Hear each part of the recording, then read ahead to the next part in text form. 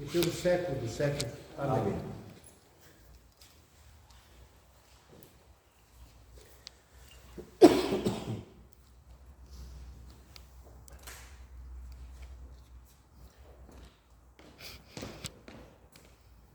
A liberdade, amados irmãos.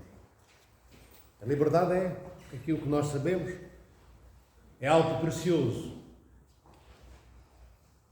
A liberdade pressupõe, quando bem vivida, quando integralmente defendida, quando não perseguida, a liberdade pressupõe, quer dizer, prevê, anuncia a espontaneidade. E a espontaneidade dá espaço para que o amor possa ser vivido na plenitude.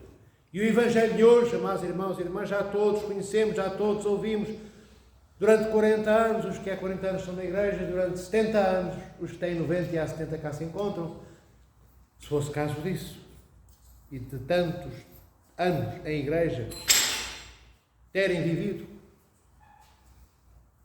sentiriam certamente isto que vos digo, ou aquilo que vos vou dizer, na certeza que este Evangelho de hoje é subejamente conhecido. E aquela semente da qual fala o Evangelho, aquela semente é a palavra de Deus. É a palavra de Deus que cai naquela terra compactada da beira da estrada, é a palavra de Deus que cai no meio das rochas, duras e frias, é a palavra de Deus que cai no meio dos espinheiros, dos tojos, dos cardos, dos picos. Bem, é a palavra de Deus também, que depois cai em solo fértil. A parábola já foi explicada por Nosso Senhor Jesus Cristo, e já muitas vezes falei sobre esta parábola, já vos a expliquei de maneiras variegadas, sobretudo desta, muito semelhante àquela que vem no ensinamento do próprio Nosso Senhor Deus e Salvador Jesus Cristo. Hoje quero falar-vos da matriz, do chão sólido, firme, que esta parábola tem. E esse chão, aquele chão onde nós pomos os pés, é o chão que nos sustenta. É o chão que nos sustenta. Também, em cada uma das parábolas, há aquilo que nós chamamos o chão sólido da revelação de Deus. E nesta parábola temos estas três vertentes pelas quais iniciei este pequenino diálogo convosco. Liberdade, espontaneidade e amor.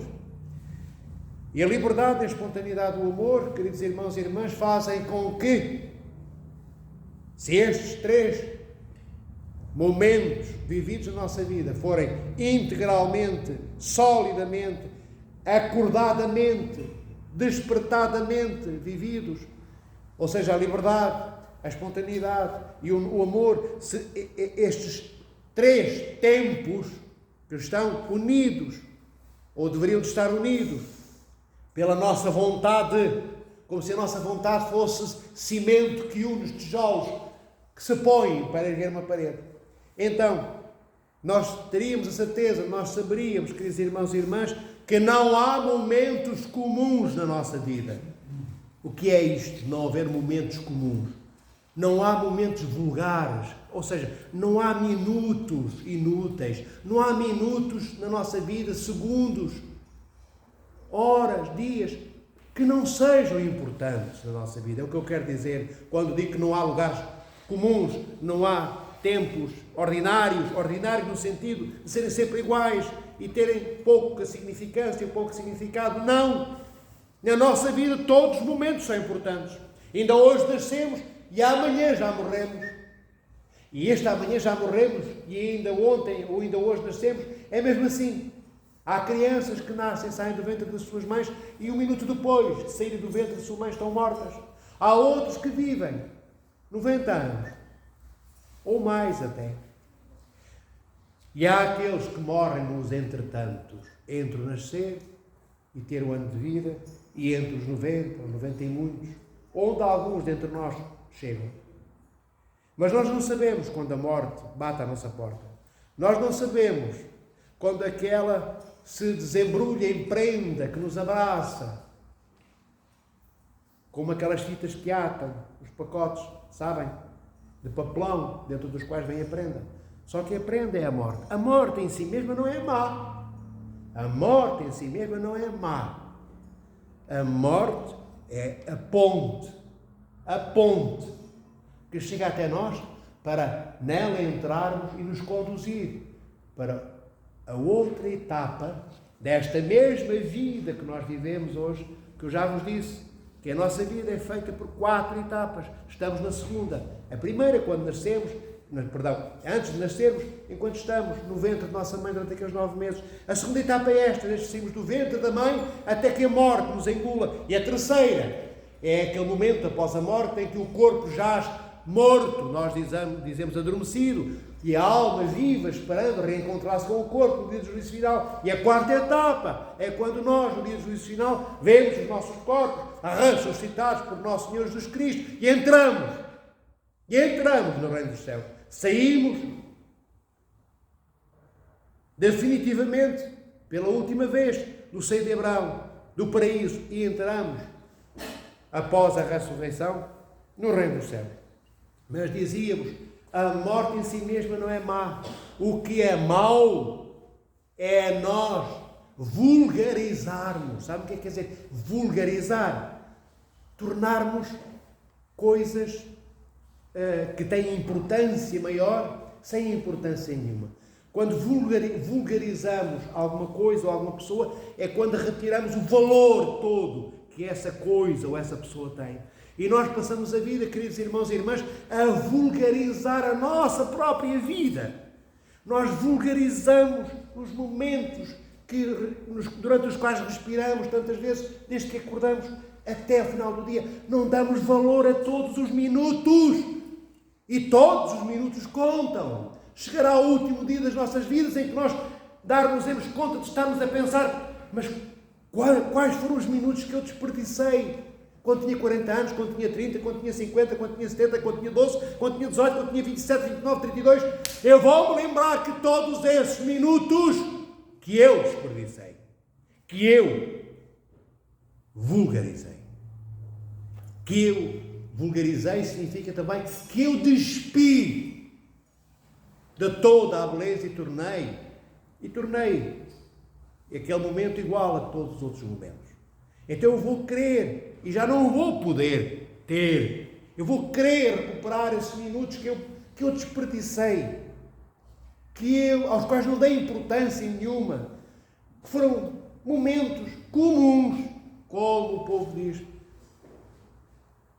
E eu vou lembrar-me a importância que deveria ter dado a cada um desses momentos que nunca foram comuns. Eu a que os reputei. Eu a que lhes dei esse miserável valor de nada. E o pior é que depois, quando a morte nos abraça, nós vamos saber, porque seremos informados pelos anjos de Deus, que em cada um desses minutos aos quais não demos valor nenhum, em cada um desses minutos, Cristo esteve presente. Cristo esteve à nossa espera. Em cada um daqueles minutos em que nós nos ausentámos, porque não nos apeteceu amar. Simplesmente não nos apeteceu, porque nós somos homens e mulheres de apetites e de desejos. E às vezes não temos o apetite, não desejamos ir e ausentamos-nos, vamos embora, afastamos-nos com um propósito. O que é isso, o propósito? Afastamos com um objetivo. Sabemos bem porque é que não queremos vir à igreja, porque é que não visitamos os nossos irmãos no hospital. Sabemos muito bem porque é que não vamos à prisão visitar, enfim, aqueles que precisam da nossa visita. Sabemos muito bem porque é que não levamos 1 quilo de arroz a quem dele precisa. Sabemos muito bem, uma vez mais, porque é que não queremos encontrar os nossos irmãos e irmãs na casa que é de todos nós, na casa que é do nosso Criador e Pai, na casa deste Deus do qual somos irmãos, que é nosso Senhor Jesus Cristo.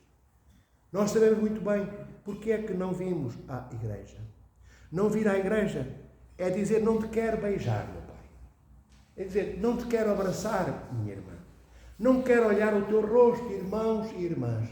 Quando eu não venho à igreja, É isto, mesmo que eu não o diga, mas é isto que eu penso, é isto que eu sinto.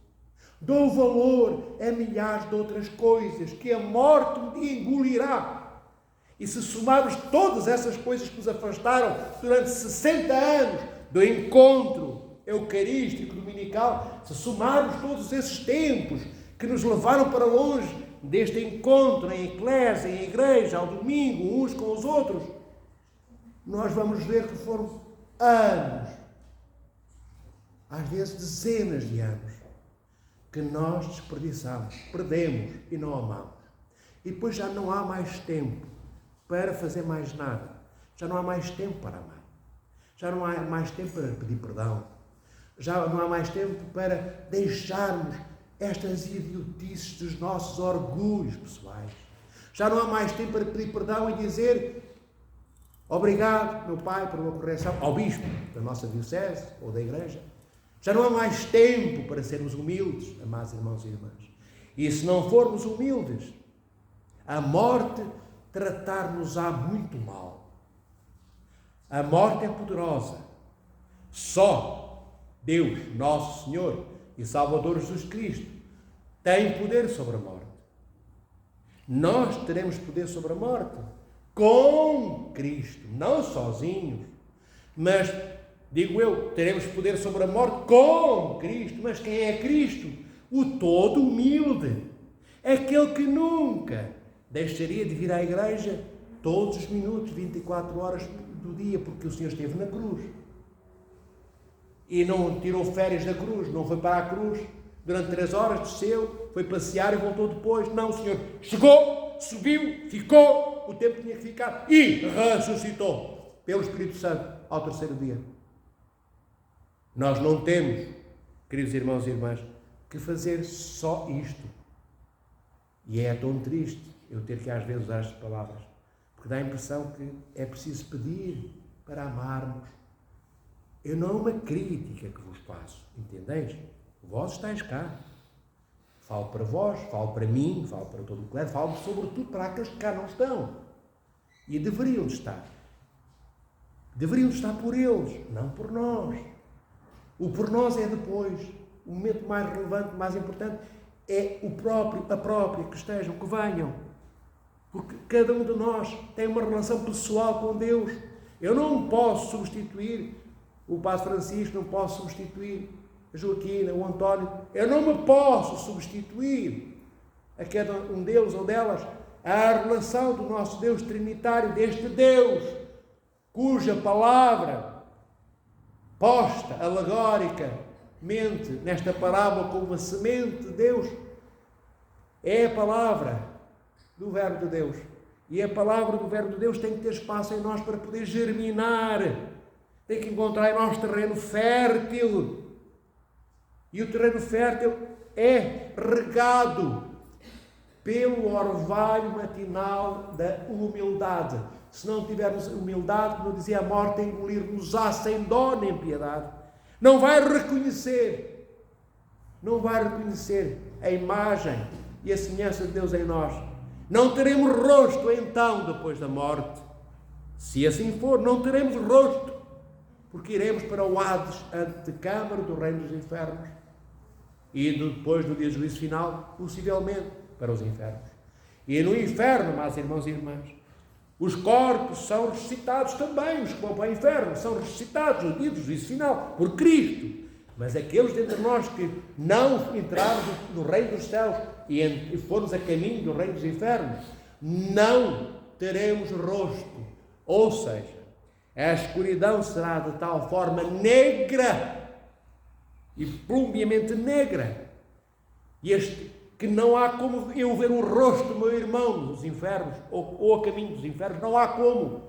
Mesmo tendo, e nós temos rosto depois da morte, porque o corpo, depois da morte, quando o corpo for ressuscitado, teremos rosto no reino dos céus, não teremos rosto no inferno. Mas o corpo não é decapitado. Os que vão para o reino dos céus, os que vão para os infernos, não ficam sem pescoço.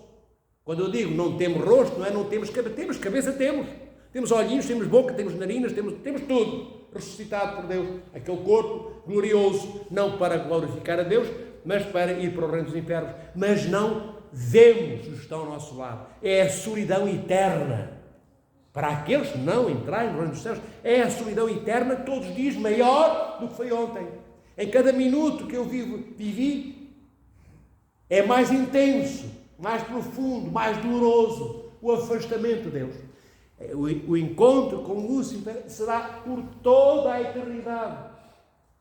E o maior e mais doloroso momento infernal são todos os momentos, porque em todos os momentos eu me afasto do Deus, meu Criador. Não tenho como parar, não tenho como voltar para trás. Então, vê, a morte, neste caso, é impiedosa. Mas para aqueles que dentro de nós tivermos um coração humilde semelhante ao de Cristo, para aqueles que dentro de nós tivermos um coração no qual todos os mandamentos de Deus são elevados ao máximo potencial da sua perfeição, como em Cristo, porque ninguém viveu todas as virtudes no ponto mais alto daquilo que cada uma delas nos chama a que vivamos, como Cristo. Cristo viveu tudo no máximo, o amor no máximo, o perdão no máximo, generosidade no máximo, disponibilidade no máximo, presente no máximo. O Senhor nunca fingiu que alguém precisava dele, mas como ninguém tinha ouvido, ele afastava-se, como nós fazemos às vezes, escondemos-nos para não sermos incomodados. O Senhor tornava-se visível para ser incomodado. Nós também, queridos irmãos e irmãs, e volto um pouco ao princípio desta nossa conversa, quando vos disse que não há momentos comuns, não há momentos vulgares, todos os minutos e tempos, e horas, e dias, e semanas, e anos, todos estes tempos e momentos são todos importantes,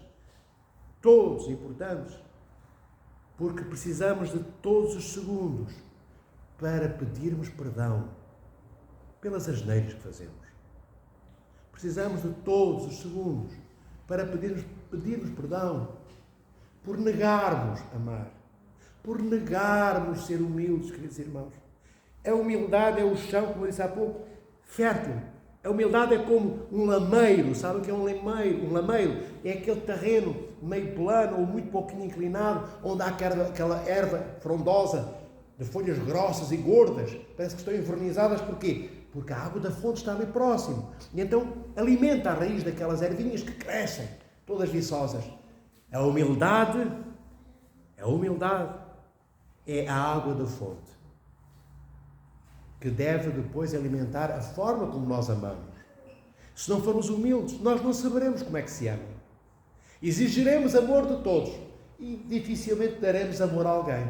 Pediremos a todos que venham ter connosco, dificilmente iremos ao encontro de alguém. Sabemos tudo e não aceitamos correção, nem do nosso pai, nem avô, nem mãe, nem padre, nem bispo, nem metropolita, nem nosso Senhor Jesus Cristo. Porque nós temos uma coisa que se chama orgulho, e o orgulho é mais importante para nós, às vezes, queridos irmãos e irmãs, é verdade, agarramos-nos àquela coisa triste do orgulho, ao rancor, ao tu deves-me isto, foste injusto comigo, não foste correto comigo. E será que nos perguntamos quem é que foi correto com o nosso Senhor Jesus Cristo? Quem é que foi justo com Ele? Quem é que reconheceu que Ele era o mais humilde de todos nós? Quem? Pedimos tanto e damos tão pouco. Pedimos tudo e damos quase nada.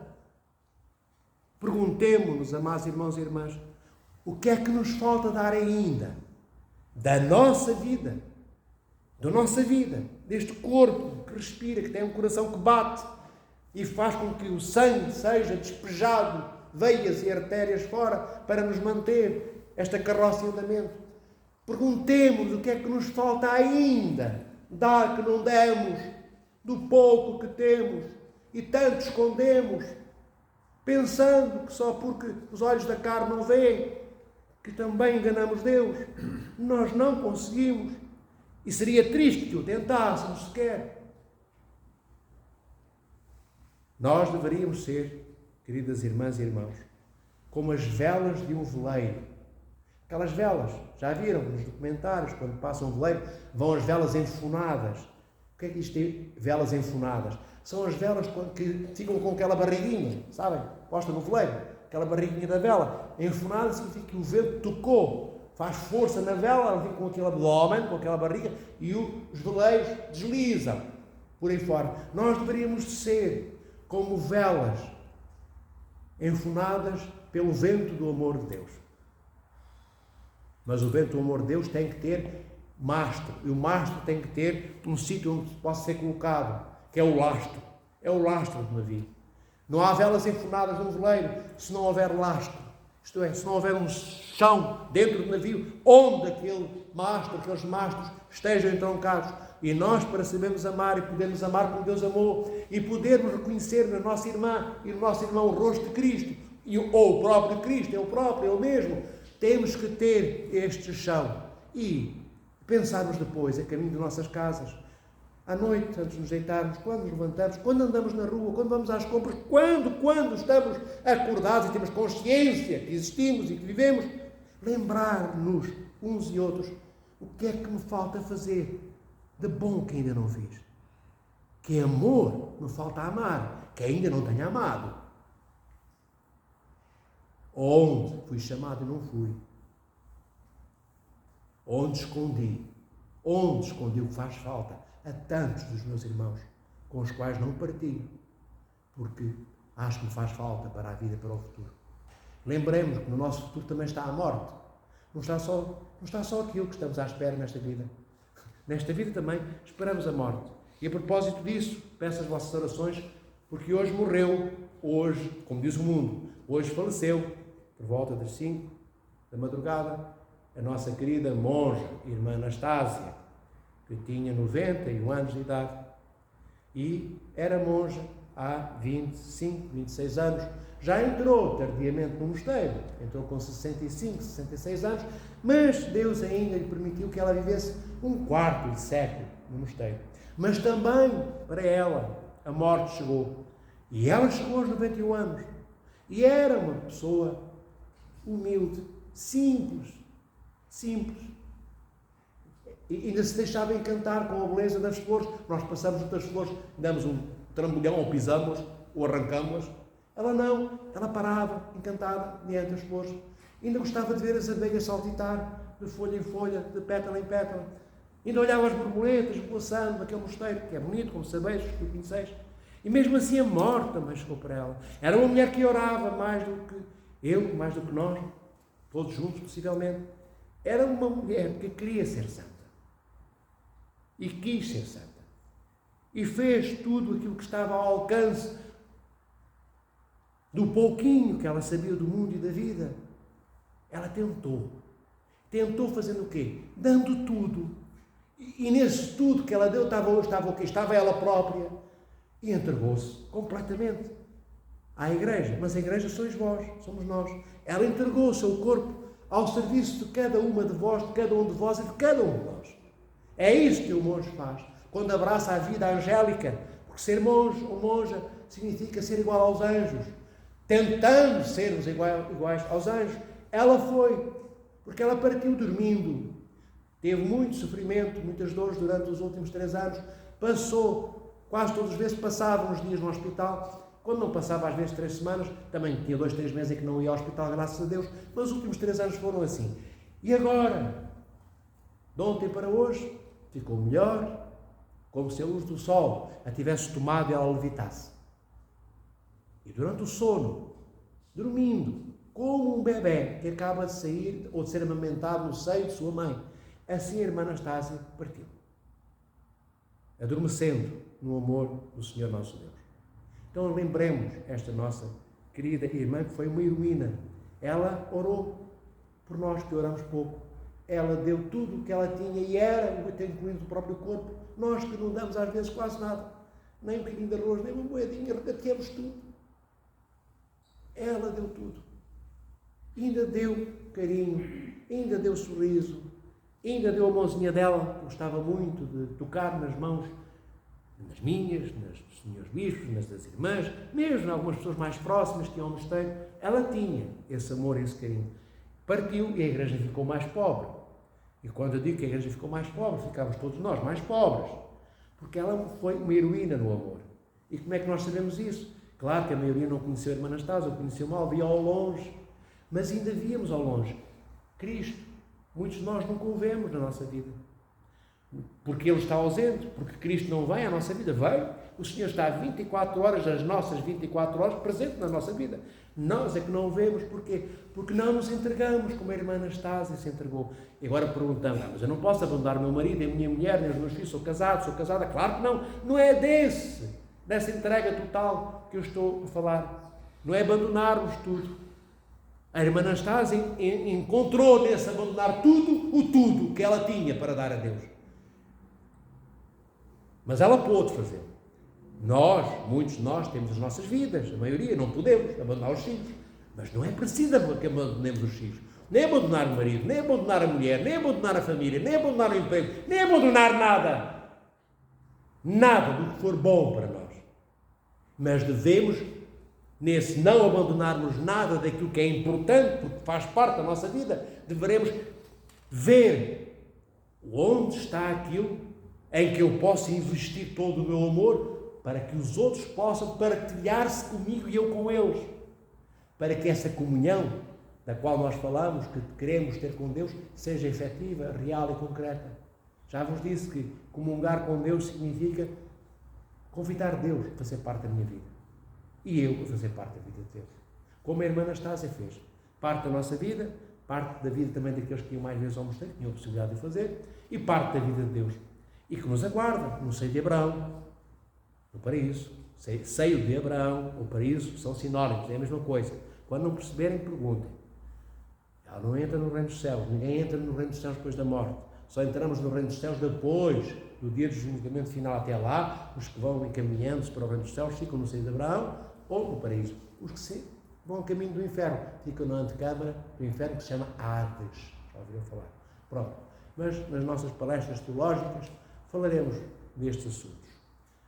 Já tinha decidido, ainda a irmã Anastásia era viva, que no próximo domingo, dia 6, primeiro domingo de novembro, iria naquela palestra que tenho com todos vós, falar da criação angélica.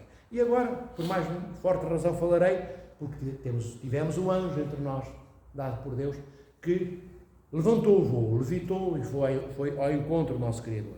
E também, quando falar dos anjos, falarei um pouquinho mais da irmã Anastásia. Não sei quando é que vai ser o enterro, o funeral, quando é que levamos a irmã Anastásia à última morada nesta terra, que é o cemitério. Sabe o que é que significa cemitério? A palavra mesmo, ontologicamente. O sítio onde estão aqueles que estão a dormir. Onde estão os adormecidos. É o que significa cemitério. Onde estão os que dormem. Bem, então não sei, mas vou saber hoje ao longo do tempo, ao longo do dia, sei de certeza, e depois enviarei uma mensagem por WhatsApp através do botão para todos vós, convidando para poder cada um de vós despedir-se da irmã Anastásia, da monja Anastásia, se puder. Eu sei que trabalhais, o enterro será o amanhã ou terça-feira, portanto todos trabalham, muito poucos poderão estar presentes, mas os que puderem, eu agradeço muito o carinho, o cuidado e o amor com que puderem deslocar-se ao mosteiro.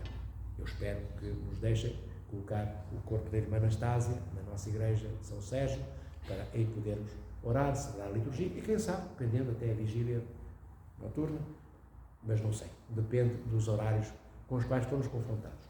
Que o Senhor os proteja, vos guarde, abençoe e alimente o seu amor. Rezem pela irmã Anastásia, para que o Senhor se lembre dela no seu reino e envie os seus anjos, guardar a sua alma dos anjos, guardar a sua alma dos anjos do demónio.